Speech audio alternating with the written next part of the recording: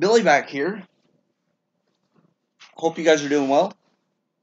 I'm here to talk to you today about Extreme Rules, which happened last night on the WWE Network. I watched the kickoff show. They had Shinsuke Nakamura and Finn Balor kick it off for the night's action. Back and forth contest for a little bit. Balor went to go for the coup de grace. Got his egg scrambled on the turnbuckle there. Shinsuke gets the win. Very good, for a pre-show match. It was really good. It should have been on the main card, I think, but the fact that they put it on the kickoff was okay, and the surprising title change was really cool because it's like what they said. They're trying to let Shinsuke go back to his roots and become better, so I like what they did here. I would like to see these two go out at a SummerSlam in about a 15-minute ladder match or something with the Demon or whatever, but this was a good match. Next up, Drew Gulak and Tony Nese. This is the only match I can say felt rushed. It was 7 minutes, 25 seconds. Drew Gulak won. With an extra 5 minutes, this match could have went from good to amazing. These two have good in-ring chemistry. For the time they had, it was good. But like I said, another 5 minutes would have been great. In the main show, we kicked off with No Holds Barred tag team match. The Undertaker and Roman Reigns defeated Shane McMahon and Drew McIntyre. What a match. Taker looked great. He was going fast. He didn't look out of breath. He didn't look worn out. He kind of looked like a Minister of Darkness with the shirt he was wearing and everything. Elias came out and cracked a guitar over Taker's back, and the elbow dropped through the table from Shane, and then coast to coast, thought that was it. But then Roman took out Elias, and him and Drew went at it. Taker rose up. Taker gets the tombstone and wins the match with Roman. Very good match. Rumored match is going to be Taker and Drew at SummerSlam, but Taker looks good. I think he could do a solid year maybe into like next year's WrestleMania before he calls it a career. But this was the best he's looked in a while. Old School looked good. The chokeslam looked good. The first attempt at the tombstone, Shane kind of messed up, but in the second attempt he got it, and it looked good. So I give Taker credit here. Next up, the Revival took on the Usos in a tag team match for the Raw Tag Team Championship. Revival retained here. This was a good back and forth match. These two have good in-ring chemistry. Two of the best tag teams in WWE. Very entertaining from start to finish here. And the Revival get the win. What a match. And Revival showed old school tag team wrestling, which I really am a fan of. So this was just great. Aleister Black against Cesaro. This was just a normal match, one-on-one. Aleister got the win. Cesaro impressed me once again. At one point, he catches Aleister in the air and throws him up for the uppercut. What it was, Aleister was going for the double knees off the top rope. Cesaro caught him, threw him up, uppercut. And that move made me go, oh my god. And then, of course, the Black Mass to get the win. Aleister Black, Cesaro, both good talents. Both deserve the spot they're in. They both deserve to keep going up the card. I see Aleister Black and Cesaro as both future champions. Aleister showed how great he really is. Of course, we knew already from NXT, but a lot of times when they transfer the main roster, there's some weird stuff that happens, and they don't necessarily always use their NXT guys right, but I have to do nothing but praise WWE on this. Thank you for letting Aleister get this win and setting him up for bigger and better things down the road. Next up, we saw Bayley against Nikki Cross and Alexa Bliss in a handicap match, the WWE SmackDown Women's Championship. This was a good contest, providing some entertaining moments. For a while, it looked like Bayley was going to lose. She pulled it out, took the title, and kept it. The co-champion thing's a bad idea, so I'm really glad that Bayley won.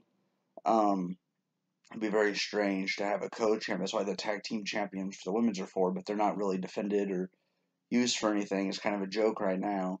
But Bayley being the champion of SmackDown, there's new energy in her. I'm seeing more aggressiveness. I'm seeing just better wrestling from her back to her NXT days. Bayley is great. I'm glad they're finally giving her deserved due. I look forward to seeing who she faces at SummerSlam. Maybe Charlotte, or maybe a surprise Sasha Banks return, something like that. But I want to see who Bayley faces at SummerSlam. I'm very intrigued now. Braun Strowman, Bobby Lashley. 17 and a half minutes, these two beat the hell out of each other. They went backstage. Lashley looked like he was going to win, and then Braun made a comeback. Power slam off the fans into this box. And I liked it because on TV, you didn't see the drop through the safety box, whatever, the crash pad. So it actually made it more impactful because all you saw was the fans go, "Oh shit!" And to me, they did a good job with that. If you have a crash pad, don't show the crash, just show them falling, and that leaves it to the imagination. I love that they did that. And then when Braun punched his way out of that box through the wall, everyone went nuts, including me. Me and my friend Dusty went, "Oh my god!" Great matchup. The New Day challenged Daniel Bryan and Rowan, and also Heavy Machinery were in there for a triple threat tag match for the V SmackDown Championships. Great match. I thought Daniel and Rowan were going to pull out because Daniel got a sneak tag during a corner part where Heavy Machinery were both on the top rope getting ready to suplex.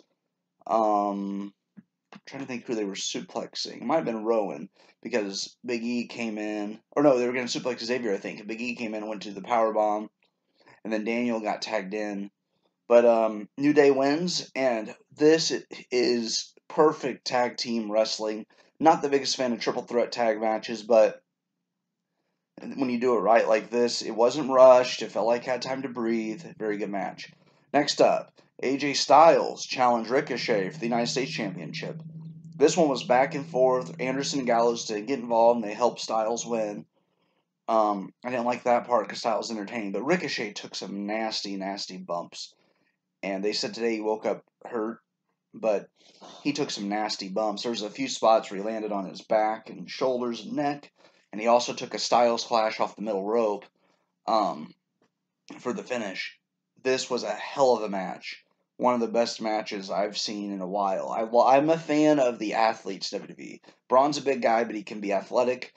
I'm a big fan of skill over size. AJ and Ricochet are not the biggest men, but what they can do in the ring, pun intended, is phenomenal. There's a reason why Ricochet is called the one and only. He lived up to that moniker. And these two, I would love to see an Iron Man match with them. I don't think I could be bored of them two facing each other. So like a 30-minute Iron Man match at SummerSlam would be perfect because there was some screwy stuff going on. So I would like to see everybody banned from the ringside and see Styles and Ricochet in a 30-minute Iron Man match. But this was a damn good match. My favorite match of the night was Undertaker and Roman against Drew and Shane for the story and to see Taker's comeback. But for the athletic display, AJ and Ricochet was the best match of the night. Next up, Kevin Owens and Dolph Ziggler. 17 seconds. Owens hit the stunner and pinned Ziggler.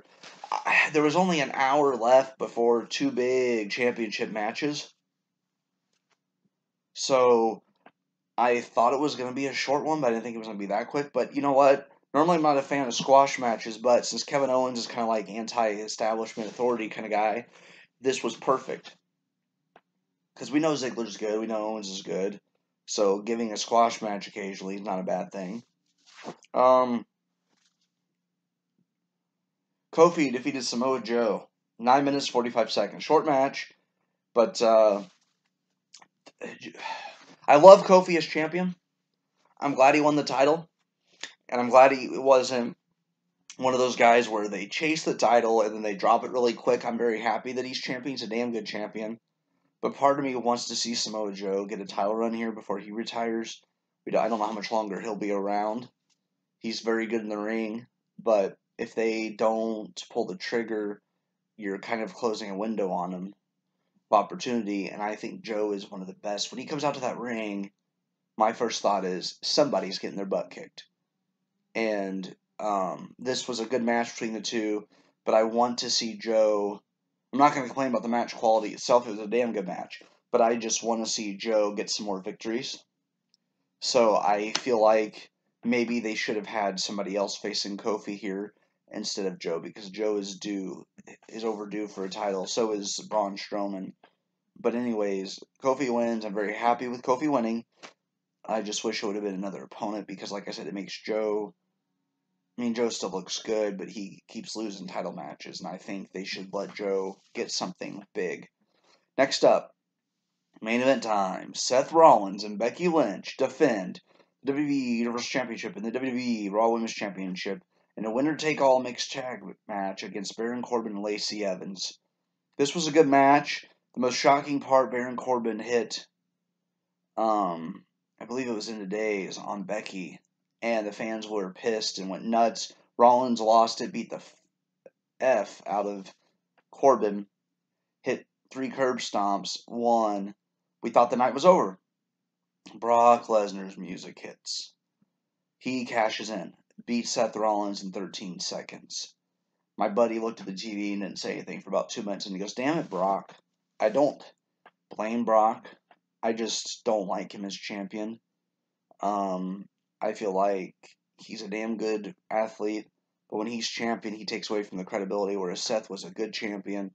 I loved watching him as champion, and I think it's crap that they had him cash in and win this early. I was hoping more of a SummerSlam thing. Maybe he cashes in on Kofi and goes to SmackDown for a while. But overall, damn good show until the very ending. Seeing Brock win just made everybody mad, I think.